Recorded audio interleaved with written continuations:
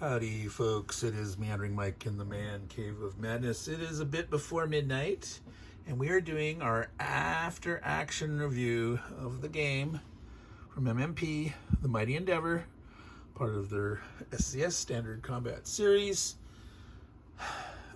We finished our game. If you watch the final replay with the Germans basically capitulating after all their panzers had to leave. They could have, fought on a little while longer, but basically with so many of their panzers disappearing and depleted line, they were going to get stormed pretty badly over the Rhine, and it would have been an Allied victory for sure.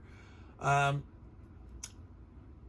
I'm going to talk a bit about that game overall, a review, not a in-depth review of the game as a whole, because I've only played it twice, but some of my observations, recommendations about it, and then we'll go ahead and talk about some reading list here. Got a handful of items there to look at.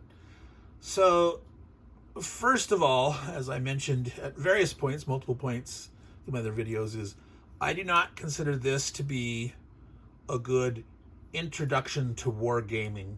It's part of the SCS series, which is one of the simpler series from the gamers for MMP. But because there are so many game-specific rules in this one, that the Mighty Endeavor specific rules are twice as much as the size of the standard rules for the system, not a good place to start. If you are an experienced wargamer, absolutely, you could start here as your first SCS game and dig in, and you'd be fine. So, if that's your topic of interest or whatnot, you can handle it fine. Now, what makes the game very complex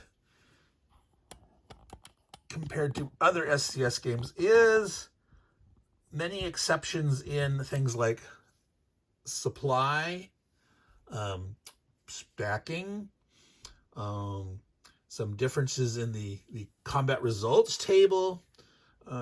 So for example, stacking in this game, you only have to enforce at the end of the movement phase and at the moment of overruns and overrun resolution. So you can overstack on the beaches due to shipping, etc. While as in other SCS games, normally it's at the end of every phase. You check the stacking limitations. One of the differences here is that in SCS, normally the supply is usually a little simpler. It's just simple trace supply, and the effects of being out of supply vary from, game to game in the SCS series. But in this one, you've got trace supply, which require ports and potentially trucks and or headquarters. Headquarters are not necessary for trace supply, but you can get trace supply from a headquarters or a truck if it traces back. You have to have a chain of things back to a port. So you can draw directly from the port, or from a truck that is drawing from the port, or from a headquarters that's drawing from a truck that's drawing from a port, or the headquarters could be drawing. So many different exceptions and all that balancing of those rules, etc. The combat results table, there's only one of them. That's upside down from this perspective. However, every single row between 1 to 3 and 6 to 1, the 7 to 1 doesn't matter in this case, but there are results that have a square bracket around it. And that means the German takes one less loss in that square bracket than the Allies do. That's due to the supposed German tactical superiority. And part of that's maybe legit, and part of that was a design for an effect that the designer wanted the Germans to be able to counterattack more than they were. They were trying to incentivize the Germans to actually do something instead of just run and defend and run and defend. So that, in my mind, that's a little bit of a complication in that, you're looking at the combat results table slightly different depending on which side you're playing. And if you're playing solitary, you have to remember to pay attention to such things. All right, so what is wonderful about this game, I'm going to zoom in here towards Normandy, is the beaches and the beach system. They have beach ratings going from 0 to 3, 0, 1, 2, 3, that give you a different amount of troops that you can invade with, that you can bring on that same turn after the invasion, and then how much you can bring in each turn thereafter varies on the class of the beach. You're establishing a beach port facility if you successfully take the beach. And those only last, besides that initial evasion turn where you succeed, 6 more turns, and then they go away. So you're having to manage supply that way too. You can capture real ports like Cherbourg, Le Havre, Boulogne, Chermères, etc., Antwerp, Rotterdam, Lorient, Brest, down in the south there's Marseille, Bordeaux. This is part of the puzzle. This is a puzzly game. There's a lot of things as the Allies you have to pay attention to, and the Germans need to pay attention too, because that'll inform them how the Allies might behave and what kind of risks they might take, where they might, like secondary invasions, etc. But you got to figure out your supply network. You got to figure out how to get on the shore, how to push off from the beaches, how to make progress towards, let's go zoom back out a little bit, towards Paris, and then onward into the Low Countries and on into Germany, because all the victory points are over there, okay? There are no victory points in France at all, except for the, what they call, like, the goofy wargamer rule. The designer said, like, don't abandon Paris. The Germans would not just pick up and run for the high hills of their their West Wall defensive line over here right away. They're going to stand and fight to some extent. And again, we're going to design for effect by saying, if the Allies capture Paris by turn 7, boom, they get 18 victory points. Turn 18 was the historical. It was like August 25th or something like that. So in this game, turn 8, it's like, the last 10 or 15 days of August. Game turns in this are 10 or 15 turns long. Okay. So it tends to be, I think, in the summer months, they're 10 turns. As it gets into the fall and winter, they're 15 turn game. You're not able to make as much progress in the bad weather, etc. But this rule, I think, is a good idea. I even, my first playthrough, I tried to land and take Paris and tried to do a bridgehead up and punch my way through to say, hey, can I get this? Because there's no units starting in Paris for the Germans at all. Now, of course, I misplayed that. You can't actually land directly in a city, only in open or bocage terrain, not in woods, hills, mountains, or city. So, yeah, anyway, I got slaughtered there. It's not a good idea to try to land it deep. But anyway, as I was saying before, this beach system is fascinating in that where you're first going to invade, where you might do secondary invasions. Historically, it was south of France. You could invade at Bordeaux. You could try to leapfrog on the coast as if you're making a bridgehead here. Later, if the Germans denuded this too much to defenses, you could then later try to pop over here, or maybe snipe Le Havre or Boulogne. Now, again, the farther away you are from your main forces, if you're trying to create a bridgehead too far away, you could potentially get crushed, especially up here, because German reinforcements are coming on. They can come on as close as Antwerp, the A zone here, and they get many, many reinforcements that come on at the A zone. So the A spots are all along here. You can't see me there. We'll turn this slightly.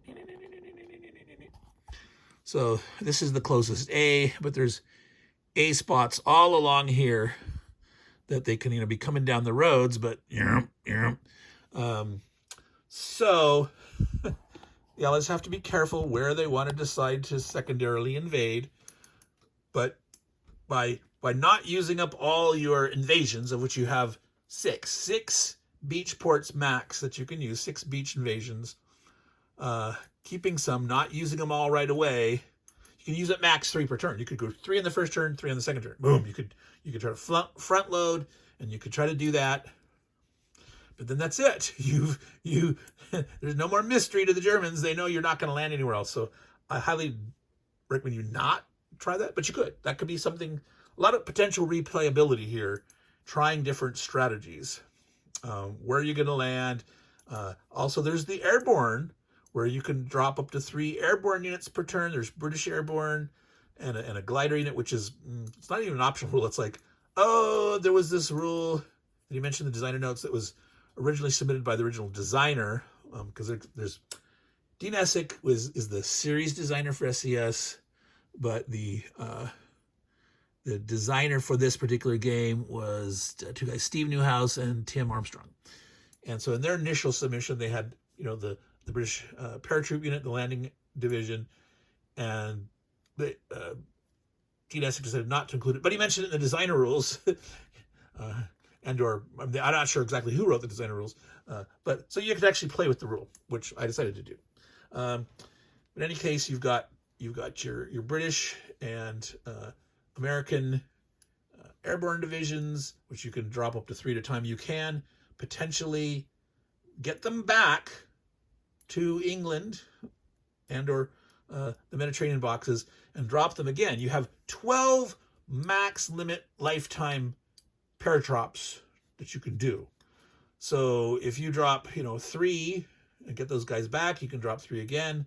There's a total of like 4 or 5 total airborne units, well, plus the landing division. And there's a special weird joint American and Commonwealth division. And something else that you gotta be wary of the game is that the Commonwealth, the Brits, Canadians, and Poles, they can stack together, but they can't stack with Americans and the French.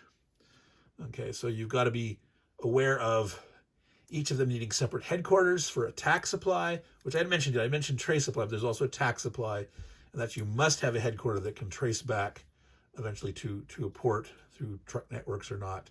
And that's critical in continuing to make progress. So between all those aspects of where to land with your ports, doing your invasions, how much you can land with, where your choice of invasion sites are, where the Germans set up. Now, there is no free German setup here. So there could be optional rules. Like there's the old SPI, Normandy game where they had 6 different options and you could, select one or draw one at random and there'd be victory point adjustments depending on that. You could try to come up with something like that. You could give the Germans a little bit of leeway.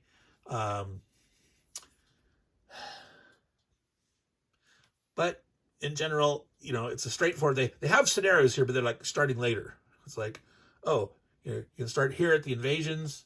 You can start, like Paris has fallen. You can start up, basically at the time of the Operation Market Garden. So you've got options for starting later. I think the fun and interesting part is the beach invasions. And so, yeah, I would recommend starting at the beginning. But yeah, you can set up one of the other scenarios. So, I like the game a lot. I like that puzzly aspect of trying to decide what you're going to do. It's not a puzzle in that traditional sense of something there's one solution that you have to solve or whatnot. But it's puzzly. There's figuring out where to land, how to use your airborne, how to get your supply lines going, where to try to push against the Germans, how to try to attrit the Germans enough. So there's this rule about, the Germans need to defend Paris, so they're going to give a whole bunch of points to the Allies. Got to hold it at least through turn 8. In my game, I did a rolling retreats. I tried to hold at various river lines. For the most part, that was relatively successful. I think I did a good job, except once it started to crack here across the Seine, I probably should have gone back farther, and I held at Abbeville for a while. Maybe I should have done that a little less. Should have got back into this juicy stuff, because here's where there's the forts that stack with the forest or the hills, and also stack with the rivers too, where those are applied. And the fact that you don't have to retreat out of a fort. So getting back there, I also didn't retreat enough or put enough towards the Netherlands. And so the Poles and the Canadians were actually quite good in pushing through here. And even though I didn't have a big paradrop, I was actually able to get up here to Arnhem basically with just armor and infantry. And then I started doing some drops behind the lines, the Germans here, to sort of crack through this stuff. But in the end, the Germans retreated too much and they sort of collapsed. And if I had retreated a little more here earlier, get behind these river lines, get into this stuff with more troops alive, could have held out better, and they wouldn't have collapsed on that turn 20, which was, I can't remember if that was like February or something like that, when it was, yep, February. So basically surrendered. I stopped in February, but it would have taken a couple of more turns, 3 at the most, for basically the Allies to take everything. But it was a foregone conclusion at that point, seeing 7 panzer divisions and a panzer grenadier, which they actually didn't have any left. They had to take some other unit out, but it was bloody. So many different strategies to try as the Germans. Certainly there are times when counterattacking is very valuable. I think I should have tried a little more to have, a kill stack of panzers ready. I at some points I had them ready, but I think at a certain point, by the time you're approaching here, having a big kill stack to try to counterattack and knock down any guy that's sticking their nose across a big river. But again, if you try to hold out here too long, you're going to get you can get attrited too much. The Americans, even though the Allies, the Americans and Commonwealth, even though they don't have that advantage that the Germans have, and there's a lot of losses if you roll low, sometimes you just have to go for it, knowing that, boy, we're getting so many infantry divisions, we're bringing on stuff, and once you have, a fair number of ports, actual ports, not just the beach ports, and you're bringing guys on pretty fast, you got to be willing to take some losses. And the replacement speed that the Germans are keeping up in terms, they have 3 replacements for a large portion of the game, whereas the Americans typically get 2 and the Canadians get 1. The Germans, they're losing lots of units, but they can replace the big panzers. There's not a limitation on that. I don't know if maybe there should have been or something. Like maybe maximum 1 of each type. You could take 1 panzer, 1 panzer grenadier, and then 1 infantry or something like that. But as it was, I was taking mostly panzers. But in the end, and then when all those panzers disappeared, you were going to lose that number of units anyway, because if they don't have enough panzers, you just take the next biggest size down to remove. So what do I want to say about that? So lots of repellability, many different options,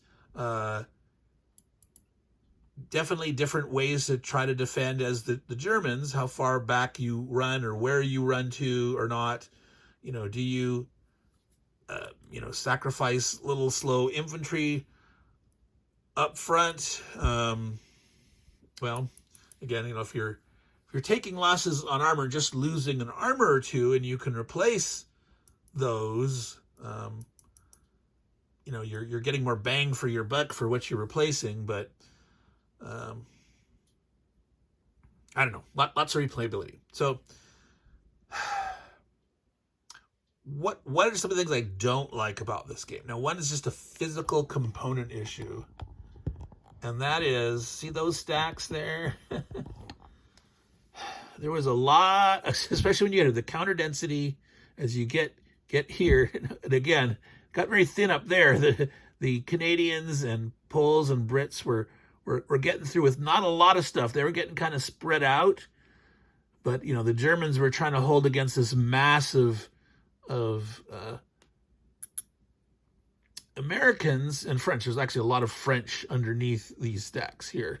The French, well, individually aren't real powerful. They have a pretty decent-sized force by the end of the game. Quite a few armored divisions and infantry divisions. It's quite a decent force. You know, nowhere near as powerful as the Americans, but it's a decent force. But the Germans definitely needed more guys up that way. That's something I would have in subsequent play definitely have more. There was a couple of critical Panzer dudes that ended up having to disappear. But back to the density, these are glossy counters. This is a glossy map. Fidgeting, sliding, falling all over. You know, even, you know, these are custom-made tweezers that I got that are supposed to be really good for coming down and working with these stacks. It's still slip sliding all over the place. I like matte finish counters, matte finish map. It's just much less slipping and sliding. And I know a lot of people like glossy, but I'll tell you, in terms of counter density and stacks, because besides 4 combat units, you can also potentially have truck markers, you can have headquarter markers, you can have air support markers, potentially out of supply markers, all that kind of stuff. That I don't like, that fiddliness. And I know some of you were saying, Meandering Mike, you can play it on Vassal. I just don't like playing on Vassal unless I absolutely have to. I like the actual pushing stuff around. It's just the experience for me is so much easier and better if it is with non-gloss, with matte finish counters and maps. So, or if they were a little, you know, bigger. Obviously, this is a one mapper. With the expansion, it's 2 maps. Well, there's also this little hang off on the side here for Brest, which isn't really necessary. The designer says, yeah, you don't really need this, but some people wanted it. There's a slight difference in play in that if you don't play with this, you get some reinforcements from the guys here in the normal play. They come a little later than you could actually move them up. If you want to react to Normandy as much as you can, if you don't think they're going to second or third turn invade over here, and you could, you know, leave more or less, but you could start moving a couple extra units over here earlier by having this map here and start moving them right away. So the gameplay is slightly different if you leave this off and are abstracting it. And you don't have a chance to take these ports and get supply from them, which... the designer was saying, you don't really need that or something. I found that the fact that you can get 2 more ports and just sort of commit 1 truck to connecting from there, and then the truck coming from Cherbourg is basically only back like 1 hex less than it could have been max extent. You're getting 2 more ports. And so when you start getting enough headquarters that you can support much more flexibility in your frontage as you're attacking by having multiple things. So I was able to, between the Canadian and the British headquarters, they would sort of leapfrog sometimes. Like when you go into attack supply mode, your movement allowance is half for that headquarters. So you could potentially, you know, supply some guys, but you have to be at a certain range. But you could be moving up your other alternate one a full 8 instead of 4, and it could get up there farther, like, you know, help making sure you have supply to guys that are penetrating the line, exploitation or advance after combat and stuff, and make sure you're reaching up there farther. So I found that pretty useful. There is a weird dance down in the south. I'm not going to move the camera right now, but down here where you invade in the south, there's not really enough trucks that you get in the south to get you up from Marseille all the way up here and fighting far enough. You peter out at a certain point. So until you get, you sort of connect the two truck networks, get up there so that you're connected, then you can roll the trucks that you might have down here up away from Marseille. You can sort of basically abandon Marseille, and you no longer will be able to draw attack supply from there. But if you have enough of these other ports over here, and as you potentially gain Le Havre and Boulogne-sur-Mer, getting Antwerp and Rotterdam are problematic because there's the whole estuary thing and stuff, but you can have enough headquarters supply here. So I think having the Brittany Peninsula and taking those, to me, I think was my success as the allies, and having very few times where it's like I couldn't attack because my supply, I wasn't outracing my supply. And the couple of times when I sort of did, you have emergency attack supply. That's another specific rule to Mighty Endeavor that's not in the SCS system. But, I did some, fun stuff with the Poles and the Canadians and the Brits, hitting stuff up here using emergency attack supply, getting out and ahead and doing some things that the Germans weren't quite prepared for, thinking that, if they did that, they'd be out of supply. So, one thing you have to remember in this game is supply is determined at the end of your turn. You put an out of supply marker on you, and so that means you're going to be out of supply in the other person's turn, so your defended have. And in your turn, you are out of supply that entire turn until the end when you evaluate it again. Unless you use emergency attack supply. So you can be out of supply and elect to attack with those guys. You move half. You have half your moon allowance you're in supply. But if you're close enough to attack, you can attack with them because you can use emergency supply.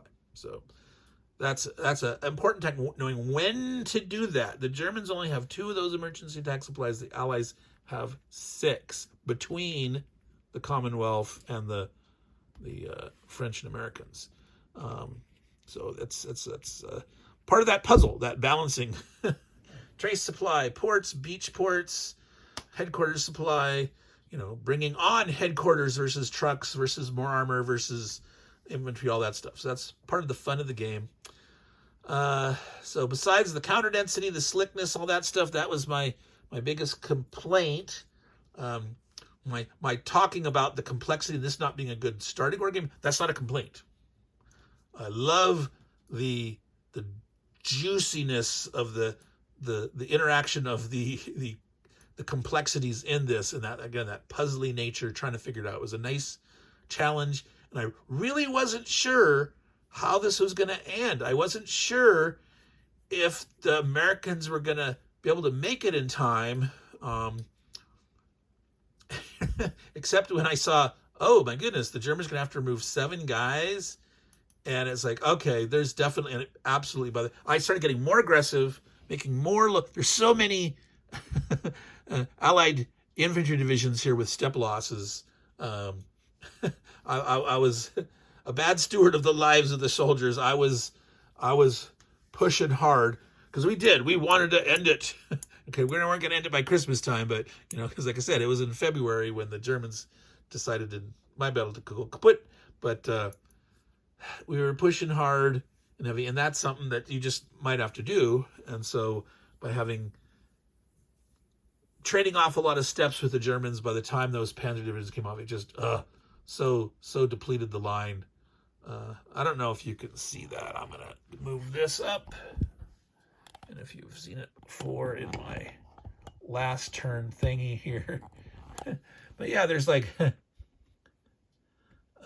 that's a flipped over guy, a flipped over guy. He's just one step. He's just one step. There's a 2-step German division here. 1 full-strength Panzer Lehr division. Like 3-4 units there, and that's it. They've been denuded so bad. Yeah. So anyway, Meandering Mike, we're at 30 minutes. I think that's enough for my after-action review, telling you, what my opinion of the game is. That I do like it. There's minor complaints about the glossiness and the stacking and all that stuff. Obviously, the stacking makes sense of the nature of the game, the scale it is. You wouldn't want a monkey who's, well, just don't allow them to stack so high. Just now that wouldn't make sense for the concentration of power and how much, divisional troops you could get on a certain frontage and etc. So that's fine. It's just becomes a little tedious and twiddlesome as counters start sliding or flipping and stuff goes on there. I didn't have any major disasters. No dropped and flipped tweezers that knocked out half the stacks or something like that. But so let's talk about the books now. Over here. All right, so a little survey of the literature. As you see this one on the top here, The Mighty Endeavor. This is the titular book game. Well, let's see here. Can we zoom back? Obviously, there we have The Mighty Endeavor is the title.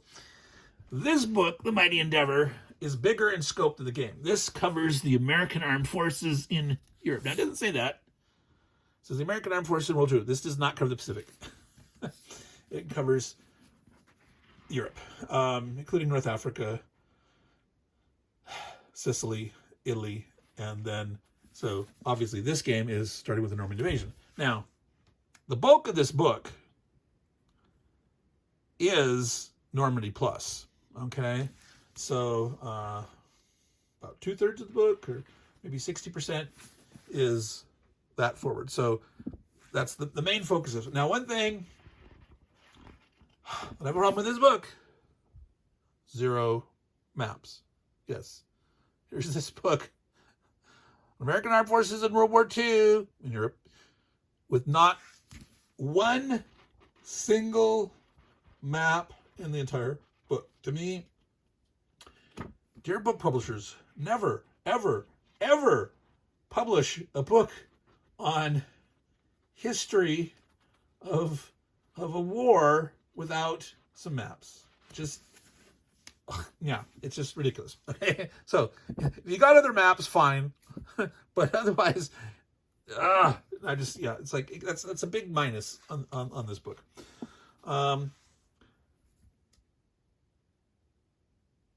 This book also, it covers up through and all the way into crossing the Rhine and the final surrender. So it actually goes beyond the scope of this version. And again, I was playing the one mapper with the Brittany extension, not the East Front.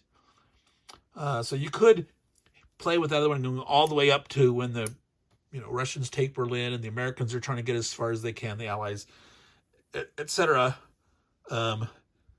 This book does cover that. Now, if you want some other books other than this one that has maps so that you can understand what you're looking at, where you're talking about as you go along, I got 2 other books here. Let me rotate this back here. I just grabbed one off here. Anthony Beaver, D-Day. So he's written quite a few books on World War II.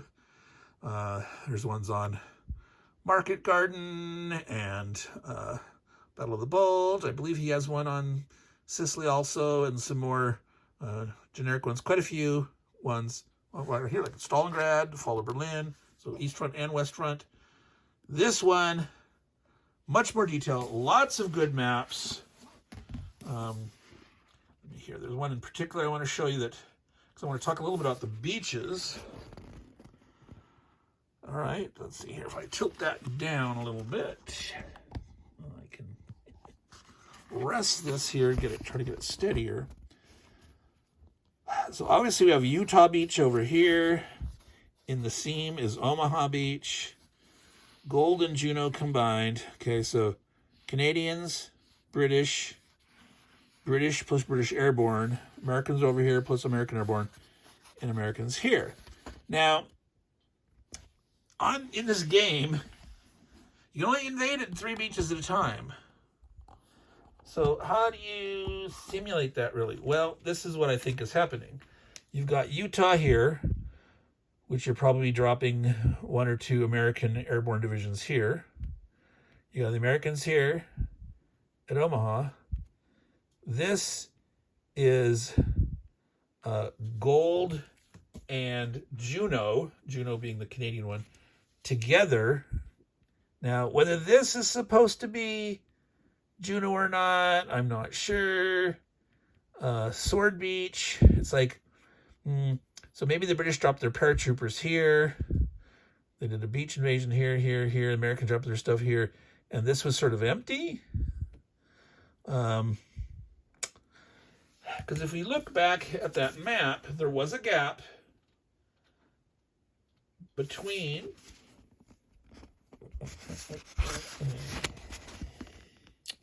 here.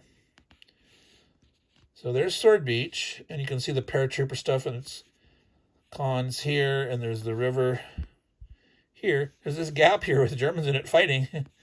And so Juneau and Gold. So that we'll assume is, here. They didn't land anything there. Now, there's no actual German unit sitting there. The scale of this game being divisional units, there are considered to be troops, German troops in all of these beach hexes, whether there's a divisional unit there or not. Okay. Here's Carentan. There's a beach symbol here. There's a 1-class beach here. We landed a U.S. Ranger Battalion there at Pointe du Hoc. All right. That's not within the scope of this game. These are divisions. I mean, under divisions, there's regiments or brigades, depending on your nationality, your organization, and then those are combined as a battalion. So, it's 2 levels down, right? So, no, this game does not have any simulation of that at all. There are plenty of games that blow this Normandy Beach area here up into 1, 2, 3, 4 maps if you want to play at that level of detail and get even below battalion scale, you can have companies and whatnot. But this is, abstracted, higher up, divisional level. And I think that they did a pretty good job with the beach invasion mechanics and the paratroopers and all that. So that I think they did a good job with that. All right, so this only goes up through the liberation of Paris. But if you want more details about that invasion, also this book over here, that went flying. This is by John Keegan, author of The Face of Battle and other stuff. This takes a little more international perspective. It says 6 armies in Normandy, so it includes the Poles, the French, Americans, which, there's 1 Polish unit in the game. No, I think there's only one. No, I think there might be a Polish infantry division that comes on later. In the full, there's I think additional Polish units that come on in the expanded version, but you've got the British on the bottom, the Canadians, and obviously the Germans, the French. So from a more international perspective of all the armies and what they're doing, this one also only goes through the fall of Paris. So between Anthony Beever's or John Keegan's book, if you want that kind of coverage, and do you want more an international perspective or just Americans, Brits, and Canadians here, you could take a look at either of those. Now, if you want to know the whole campaign, the whole scope of this, including, a little bit on Market Garden and the Bulge and pushing across, this is the thing to do. But if you want to supplement that with maps, you're going to have to look at it. So I haven't included Market Garden and Bulge books at all in this stuff. And again, these two stop after the liberation of Paris. Now, if you want to look at some different perspectives, like more about the invasion, well, this is an interesting little book on Cherbourg. This is about that port and its importance. And it covers these three units, the 4th, 9th, and 79th Infantry Divisions, and their attempts to take it and what was involved with that. So this could be an interesting perspective for you to look at, certain logistical aspects and what was going on with the importance and criticality of securing the port facilities as undamaged as possible, right? So they even have, like a street map level stuff.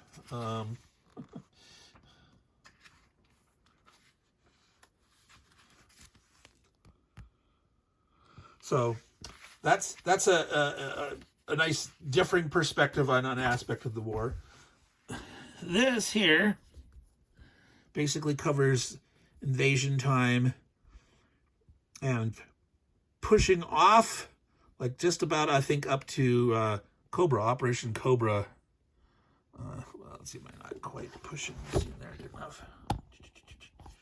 Is the breakout stage as they punch through and Patton arriving, and then this covers one specific unit, the 29th Infantry Division, up through it doesn't go all the way to Liberation of Paris, I don't think. I think it goes up well, yeah, it goes through in the epilogue they go up to August, but basically this covers July. So if you want, now Joe Bukowski, a lot of you will recognize that name. He's a famous game designer. He's done a lot of games on Norman and other aspects of World War II. But yeah, Joseph Bukowski. All right, and then finally over there, if you want to know more details about each specific beaches, these are from Osprey. Let me grab these puppies. All right, here. It's a 4-book series based on the beaches. Sorry, I don't know that. That's She Who Must Not Be Named, somehow interpreting that I was talking to her and it wasn't, so sorry about that. These come from Osprey in paperback versions also. I think the titles are slightly different because this is part of the series, hardback, Battles of World War II, and so you've got 4 different subtitles. There's the Omaha Beach one, Utah Beach, and the U.S. Airborne Landings,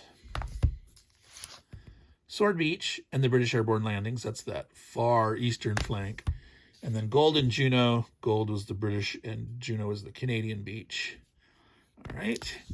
So these are quite interesting. Lots of detailed maps of close-up. These don't have any, like, Normandy as a whole. I would have expected each one of these to have one, like, whole Normandy situational map at the start. They don't. They could use the same map for all 4 volumes, and they absolutely totally should have, so you can see where it is in relationship. That's missing, but it's very focused on their particular landings, etc. So, but if you want that level of detail, here you go.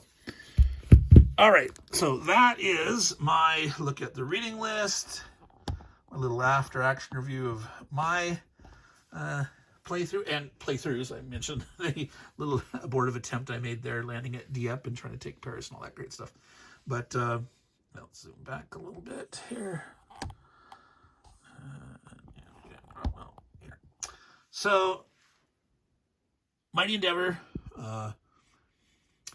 There's old copies out there for the original version, which the SCS series rules were the same version. It was 1.7 when those both came out. There's a 1.8 out now, and I really don't know how much difference there is. There's probably some rewordings and stuff, and maybe 1 or 2 small errata, but that's basically the same. It'd be interesting to see what kind of change. I have both versions, so at some point I will, like, maybe try to fine-tooth comb to see what are the difference between the original Mighty Endeavor, which was like SCS game number 10. It's just this one mapper. without Brittany. No Brittany over there. But, you know, was there any actual changes in the rules? As far as I can tell, the combat results table, and here's the map. One of my other pet peeves: combat results table, only on the map, way the heck over there. Now, I suppose I could have sat on this side here and then looked at it sideways, and, you know, as I reach over this way, but, you know, I wanted to film with it face up so that the wording is, you know, visible to you this way with Marseille close to me here. I probably should have done it sideways, I guess. I don't know. But absolutely that train effects chart, did I call it CRT's over here on the side, but the train effects chart should have been on a card, should have been on a player aid. So I just grabbed the old map from the old version and I just stuck it in here. Of course, it's all glossy because I have it in a Ziploc bag, but I used this to refer to it, so I didn't have to keep, you know, standing up, leaning over, bumping the table, and looking at it there. But there's a couple of player aids that should have been in this game. So that's retroactively adding another little quote-unquote complaint.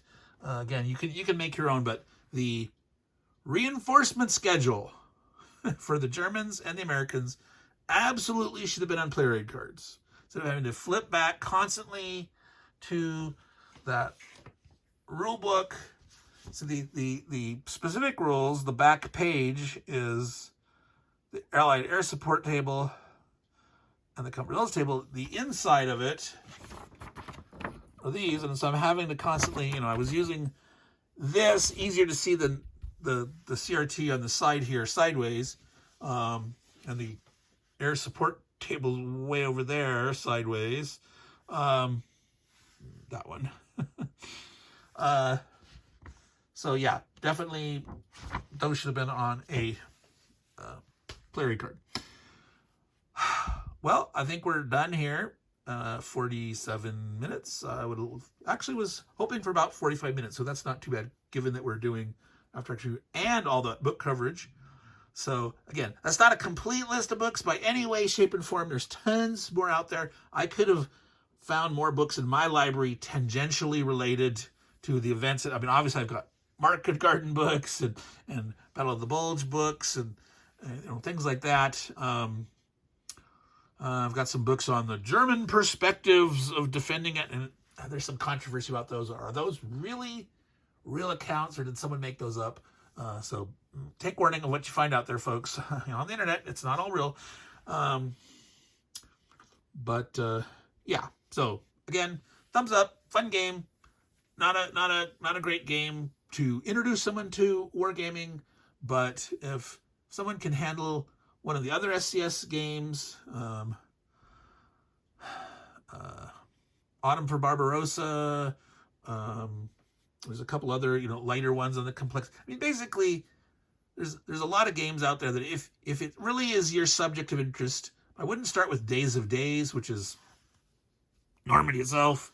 There's another one, Fallschirmjäger, I think, is like, you know, the highest rated complexity scale on BGG. I don't know how good BGG is really rated complexity for war games or not compared to other kind of games, but I remember what the other one, there was Heights of Courage, I think. There's the Golan Heights one. That's supposed to be, I think, between that and the Autumn for Barbarossa, that's like the lowest complexity rated to SCS games. But in any case, Mighty Endeavor, lots of fun. I only played this West Front.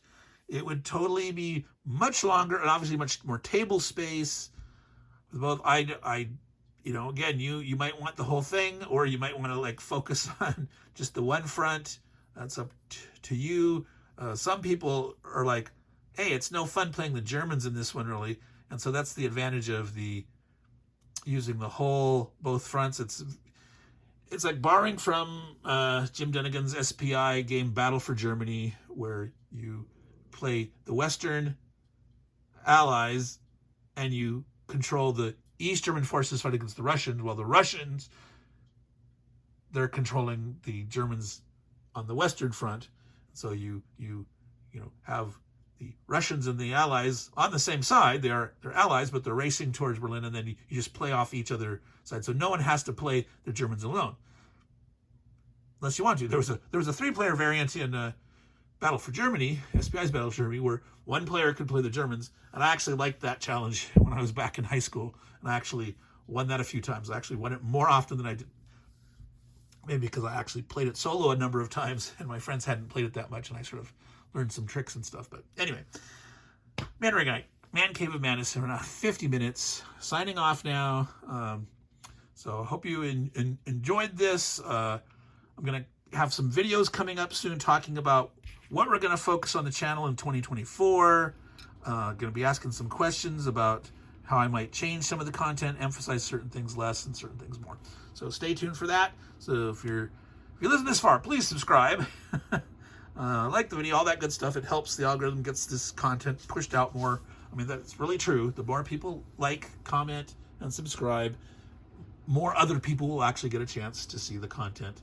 So it is much appreciated. Take care, everyone. Ciao, and I hope your new year has been going well. Bye.